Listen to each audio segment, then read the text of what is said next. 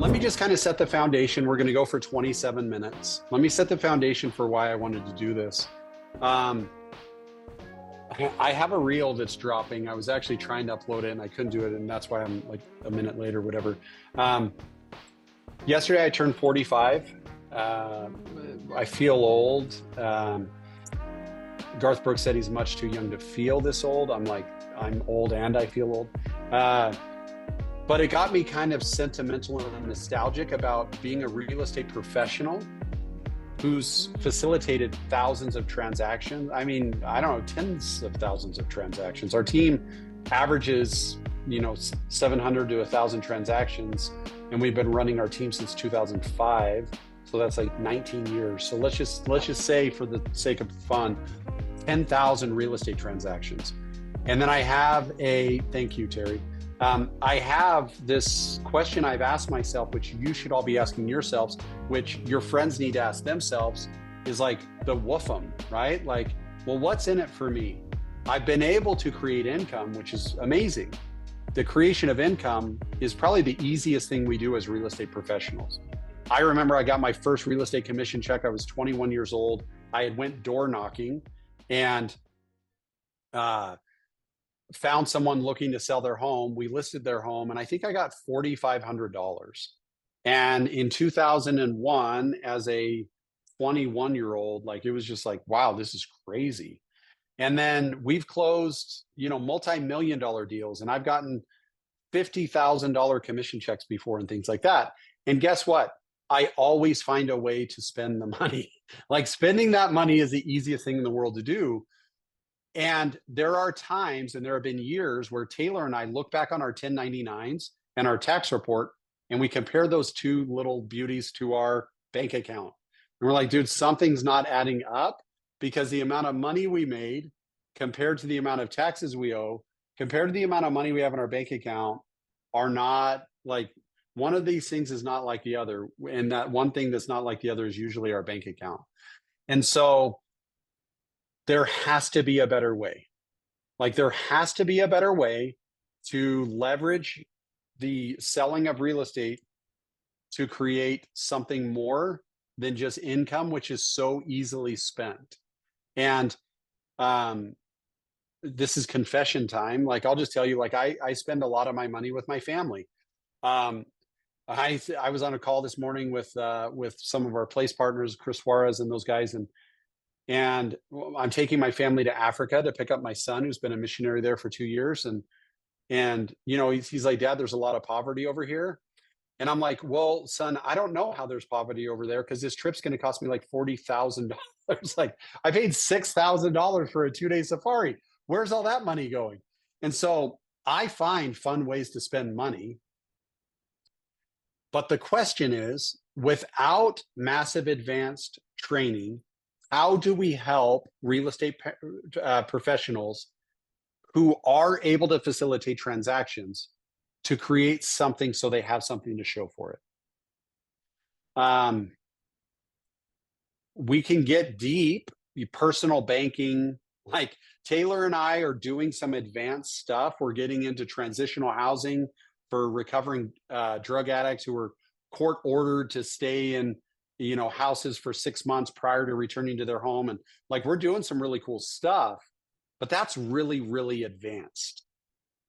How do we help people that sell 15 to 30 homes a year that create 6 figures, sometimes mid 6-figure income? How do we help them that at the end of 5 years, they actually have something that, should life happen to them and they need to step away from the industry, or should they just get burnt out? Because, full disclosure, there are times in my real estate career where I just feel straight up burnt out. One of them was this morning, when Whitney and I, who's on this call, had to go over some stupid broker-related crap that one of our agents is getting, 2 of our agents, on separate transactions. I have to read these novels about, they told me they would help me, and I'm like, dude, why am I freaking dealing with this, right? And then I go to the Wolfram, like, what's in it for me? Like, not just me, but what's in it for Jenny, my wife? What's in it for Porter, my son? What's in it for Evelyn, my daughter, and Joni, my daughter, Philip, my son? Like, they would rather just have me just hang out with them. but I'm not doing that. I'm dealing with this lady in this air conditioning unit problem on some house she sold 2 years ago. So then how do we help people? Well, a lot of you on this call are with Real. Some of you watching this are not with Real. And some of you know Taylor and I's story. We owned an independent brokerage and transitioned into Real 3 years ago. And at the time, Tamir, the CEO, super kind, compassionate, and as a visionary, he painted a really cool vision. But ultimately, our story, what really closed us on Real was Pritesh Damani, the CTO of Real. I had ran a tech company in the past, so I understood the power of technology. And when he showed me what he was building at Real, I was like, this is some game-changing stuff. Well, one of those game-changing innovations that he has authored and is building, and to be honest, needs a little bit of work. And I hit him up on a couple of things that need some work, and I'll walk you through it. Is the Real Wealth Plan? Let me just pull mine up.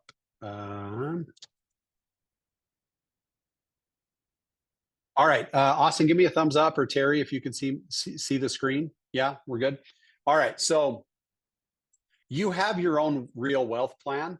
I'm currently on pace to hit my $6 million real wealth goal, which is insane.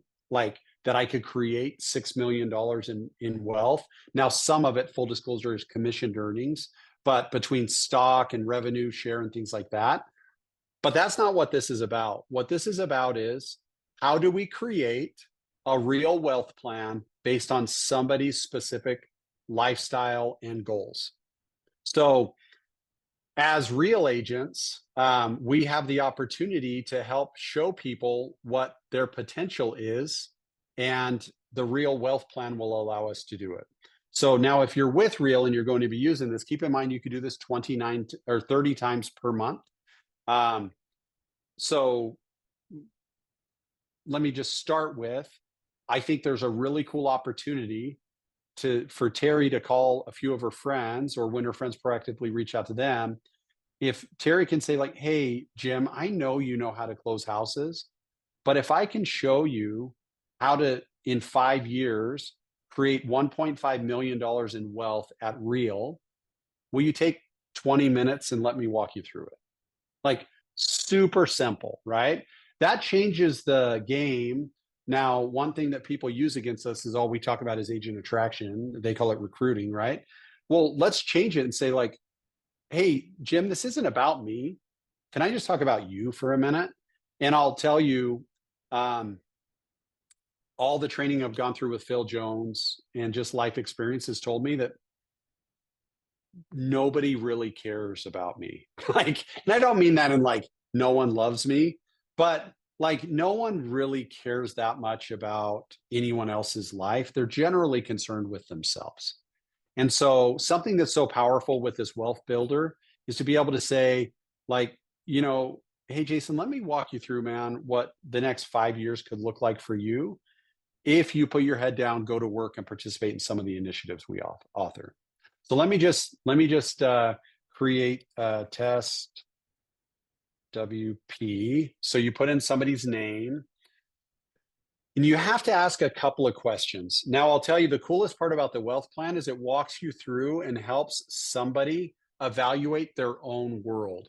Now, if you do have any questions as we go, I'll try to pay attention. But maybe, Whit, if you see somebody ask a question that needs me to stop, I've got my screens all over the place. So you can even unmute yourself and say, hey, so-and-so has a question.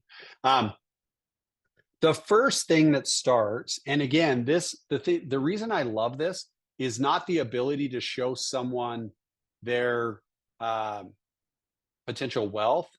It's to walk somebody through the exercise of what their business actually looks like. I'm not sure if that makes sense, but I've done health coaching before, where somebody's like, all right, Joe, well, tell me what your goal is.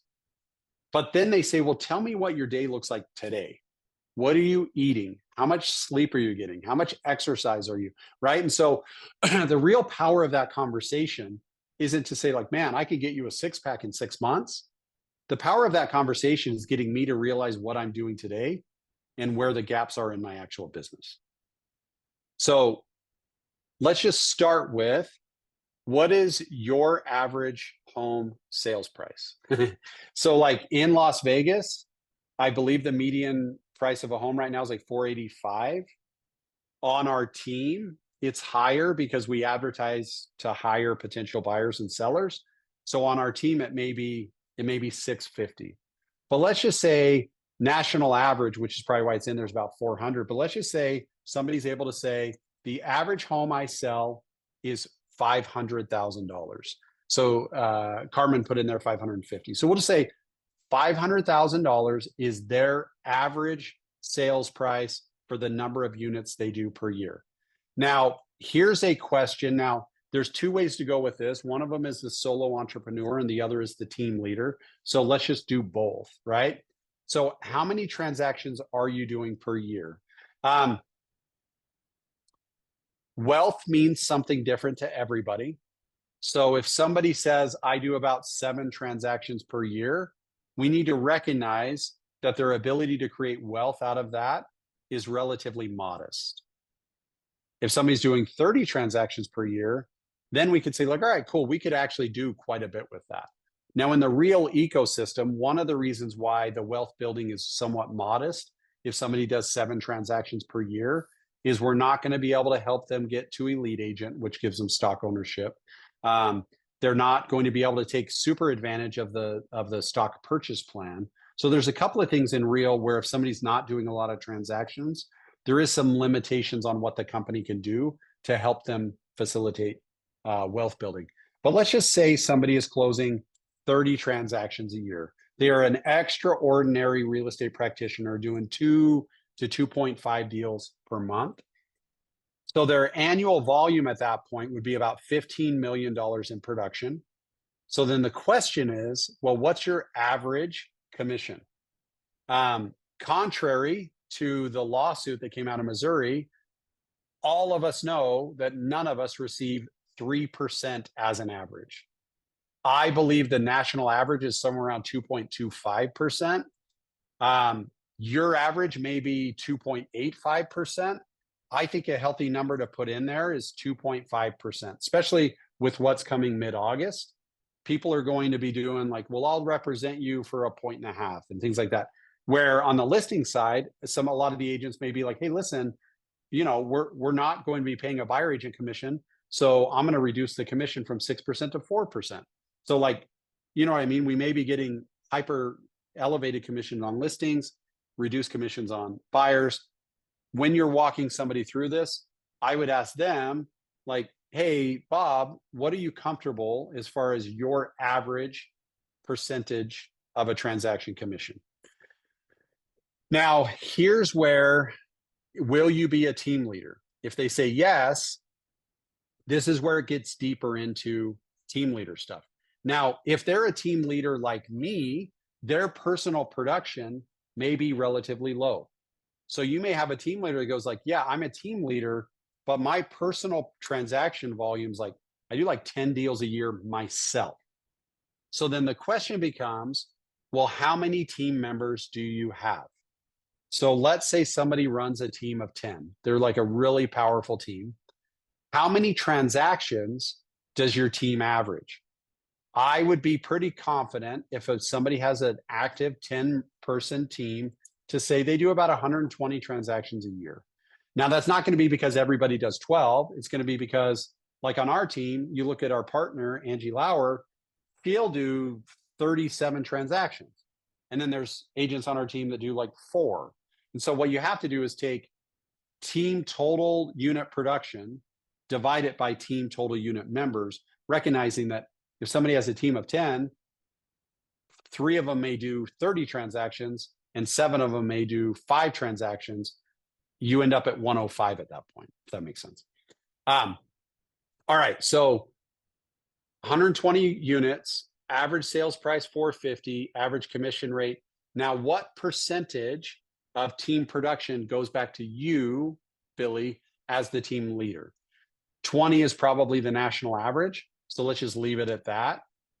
Now, this is a great question. Will you be participating in the real stock purchase plan? Um, if if there is a team leader in the world who brings their team into this ecosystem, and that team leader says no, um, there's some education to be done around it. So I've participated in the stock purchase plan for 3 years. The stock purchase plan allows me to invest out of my commission $18,500 per year. So 18,500 times 3 is like 49,500, I believe. I'm just doing the math in my head. So I've invested out of my commission $49,500. With the adjusted bonuses, I'm just going to toss a number out there. I don't know exactly what it ended up being, but my guess is the 49,500, I probably averaged about a 15% bonus on top of that. So it may have purchased me $55,000 to $60,000 worth of stock. And our stock has steadily increased over the last 3 years. So if I had to put a guesstimate, I would say the $49,000 I invested into the company through the stock purchase program is probably worth somewhere around $150,000 today. So there's no guarantees in life. There's no guarantees in business. There's no guarantees in stock ownership. So is there a world in which the stock goes down? For sure. Historically speaking, the housing market and the stock market have decade over decade over decade gone up. So I'm very confident and comfortable in the stock purchase program. I personally love it. So you would hope that a team leader participates in the stock purchase plan. Now, revenue share income. If somebody has the propensity to build a team of 10, there's a multiplying factor when they go to building a network of agents. You'd have to get some guesstimations around this. I've been a part of a lot of attraction conversations. Taylor and I joined Real with about 80 agent positions, and our world currently is over 3,000 agent relationships. So when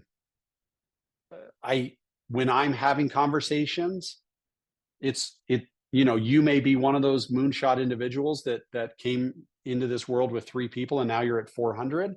Maybe that's inspiring and maybe it's intimidating. I know for me, some of what we've done has been intimidating because people are like, well, cool, yeah, I'm never going to be like you. So then you have to know the person you're talking to.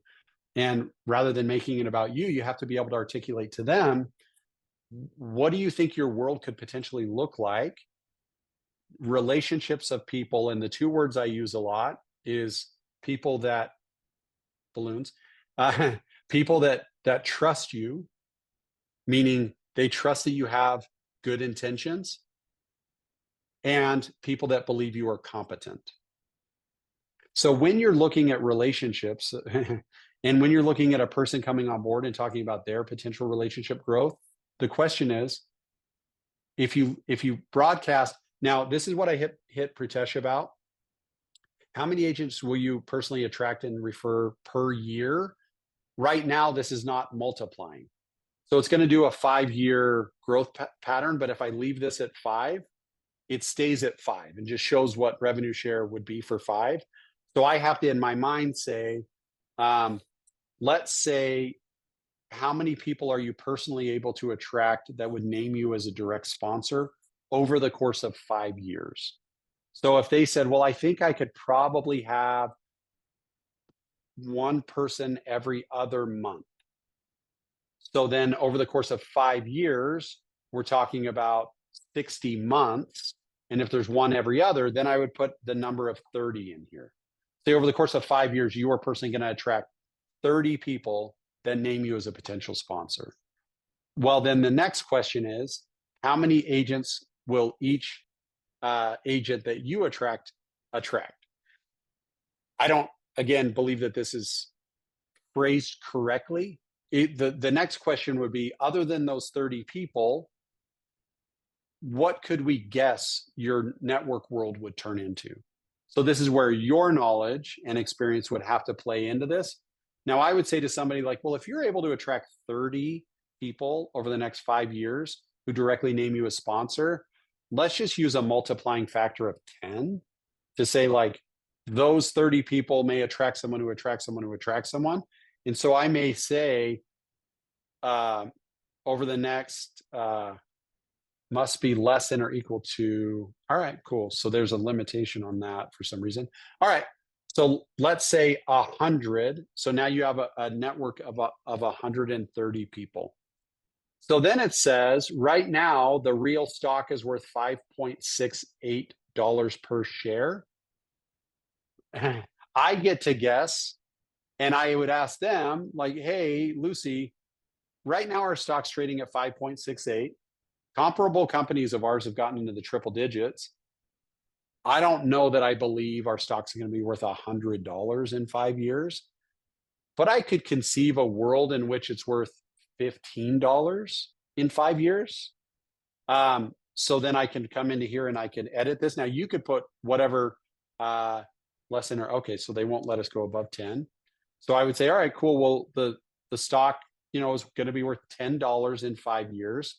Now, this is where you just say, next, here's all the information, but you don't even necessarily need to email this. You certainly could to them, but if you're doing a live demonstration with them like this, you would simply say, let me preview your wealth plan. So then I would say, all right, well, let's review what we were talking about. This one is astronomical, right? Like, if you were able to run your team, close the transactions we talked about, have the attraction we're talking about, then your projected net worth, your commission income as a team would be $13.7 million to you over the course of the next 5 years from that really large team. Your stock purchase plan would be about $27,000, $7,500 in stock awards for capping, post-capping stock. Your revenue share income over those 5 years of having a 300 person network would be about $7.7 million. And then you would have $112,000 in attraction stocks, which then makes up your wealth plan. Now, this is like moonshot type stuff, right? People may go like, I don't even know if I believe that that's humanly possible. Well, so you could certainly come in here if you end up building a wealth plan that is a little bit lofty, and you can come in here and you could build a very reasonable wealth plan.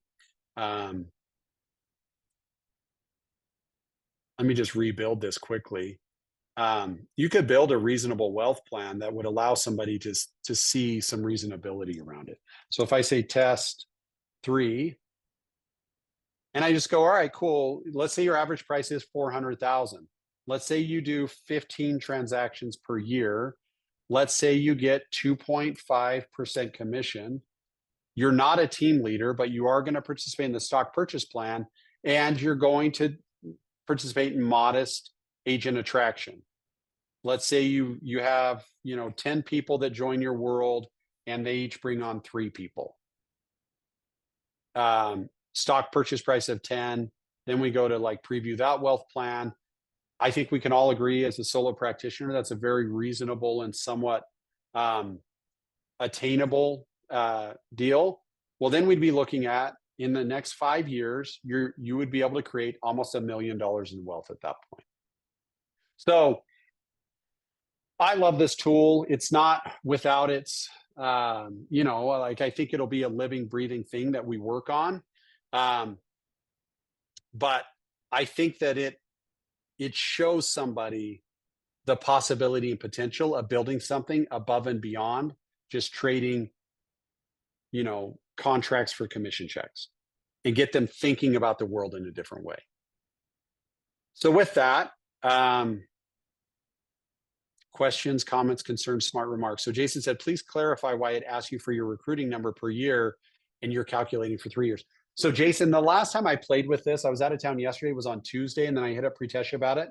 It wasn't multiplying. It says per year. And then when I ran it, the revenue share numbers were only showing 5 years of that per year number without it multiplying. So if I say I'm going to attract 5 agents on my tier 1 per year, then at the end of year 5, I would have 25 agents, assuming no attrition, on my tier 1, but it was leaving it at 5. So Pritesh may have fixed that. I just didn't have the time this morning to go back in and play with it. So that's why I was doing the math myself ahead of time and putting in that larger number, if that makes sense. Questions, comments, concerns? Terry, any of you guys questions about this or anything I can answer for you in general around this?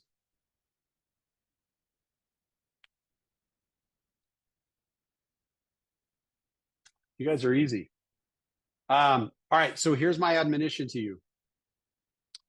Play with it, fumble through it, build a couple of these for your buddies, and just proactively. Just go like, hey man, I had to take some guesses at this. Real just built this wealth plan tool. I'm sharing it with you. Like, pick it apart. Tell me what you like or don't like. Tell me, like, what am I missing here, right? And like, I would just send it to a couple of your friends just to so you could go through the exercise of doing it. The second thing, storytelling is a very valuable commodity in real estate in 2024. It was not in 2001 when I got in. Nobody was storytelling because there was no platform to tell a story. I'm seeing a lot of agents telling their story on social right now of what they've been able to build over the last 6 months, year, 2 years, 3 years, whatever it is. If you have had some success and you're not telling that story,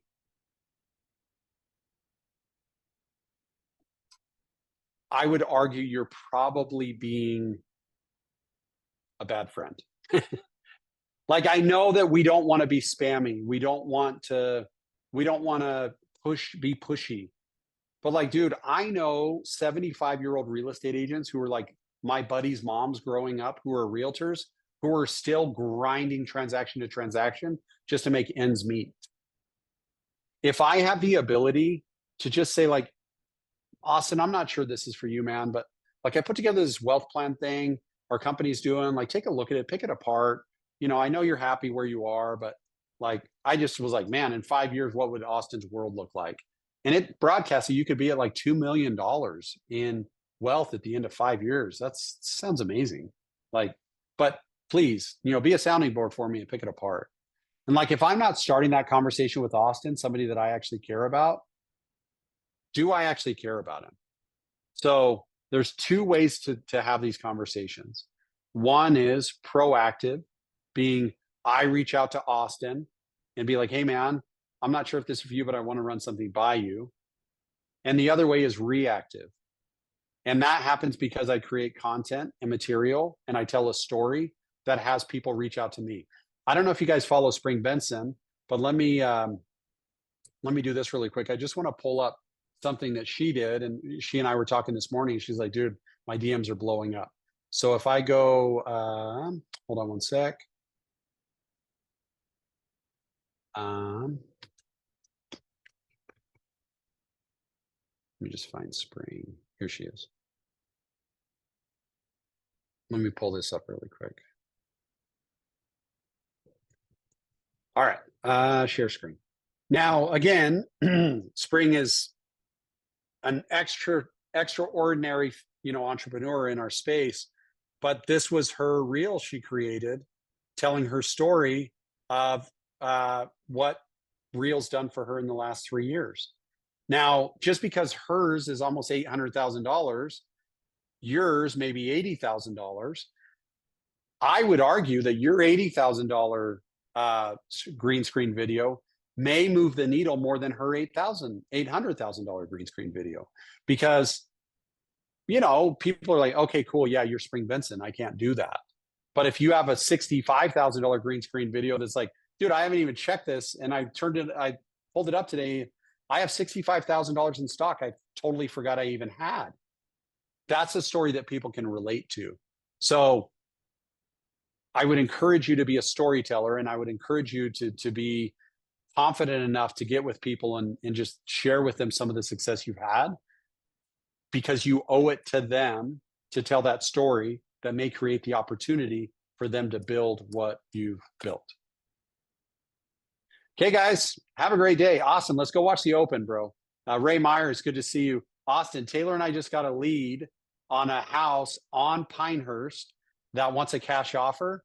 He was literally in my office right before I hopped on this call. I'm like, let's buy that thing and turn it into an Airbnb. That's my next business venture, is buying Airbnbs. When the doors are open, I'll be glad to go. We'll do it. I want to buy Airbnbs in golf course communities so that I can travel for free and go play golf and like check on the house and whatever. And my wife can't say no. So anyways, thanks guys. Hope you have a great day. Hope this helps. We'll get a recording of this out. Alyssa will be putting it on Instagram. If it helped, great. Mess with it, play with it. But you owe it to the people that know you to tell that story. Have a great day, guys.